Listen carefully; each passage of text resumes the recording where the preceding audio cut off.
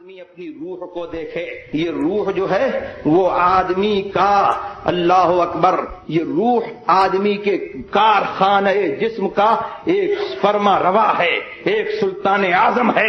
یہ روح، اللہ اکبر. آپ یہ سمجھتے ہو کہ اس عالم بیداری میں آپ اس آلے سے، اس ہاتھ سے کام کرتے ہو، عالم بیداری میں اس آنکھ سے دیکھتے ہو، عالم بیداری میں اس کان سے سنتے ہو، عالم بیداری میں اس ہونٹ سے بولتے ہو، اس زبان سے کچھ چکھتے ہو، عالم بیداری میں اپنے اس جسم کے آلات سے جو ہے تم کام کرتے ہو.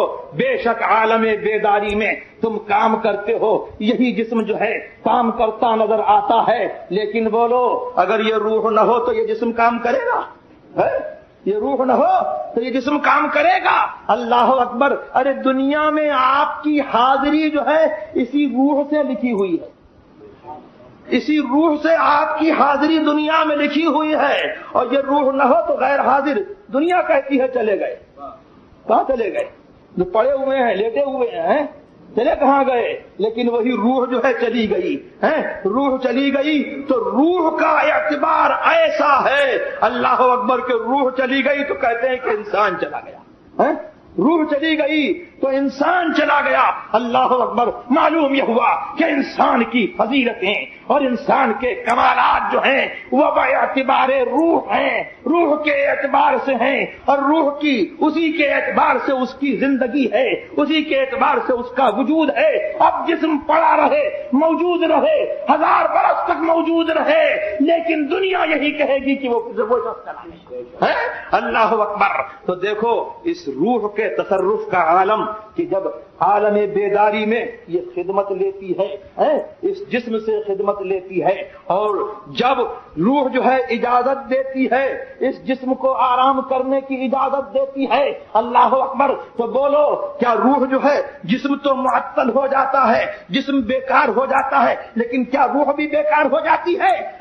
اللہ اکبر. آپ سو رہے ہیں، آرام کر رہے ہیں، لیکن اب آپ جو ہے ہاتھ کو بھی چلتا دیکھتے ہیں، پیر کو بھی چلتا دیکھتے ہیں، آنکھ کو بھی بینا دیکھتے ہیں، گوشت کو بھی شنوا دیکھتے ہیں، لب کو بھی گویا دیکھتے ہیں، زبان کو بھی ذائقہ محسوس کرتے ہیں، ناک کی بھی جو ہے، ناک میں جو ایک سونگنے کی کیفیت ہے اس کو بھی محسوس کرتے ہیں. تو کیا یہ ناک سونگ رہی ہے؟ کیا یہ لب بول رہے ہیں؟ کیا یہ کان سن رہے ہیں؟ کیا یہ آنکھ دیکھ رہی ہے؟ کیا یہ ہاتھ کام کر رہا ہے؟ کیا یہ پیر کام کر رہا ہے؟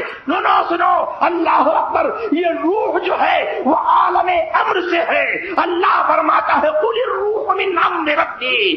روح کے بارے میں تم سے سوال کرتے ہیں، سنو بتا دو اے لوگوں، میں محبوب ان لوگوں کو بتا دو کہ روح جو ہے وہ میرے رب کے عالم امر سے ہے.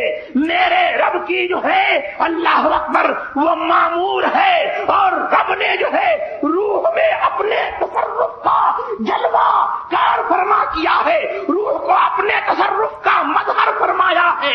اللہ اکبر. اللہ تبارک و تعالی فاعل حقیقی ہے، بلا آلات بلا جوارح وہ تصرف کرتا ہے. نہ اس ہاتھ کا محتاج ہے، نہ اس آنکھ کا محتاج ہے، نہ اس زبان کا محتاج ہے، نہ اس کان کا محتاج ہے، نہ اس پیر کا محتاج ہے.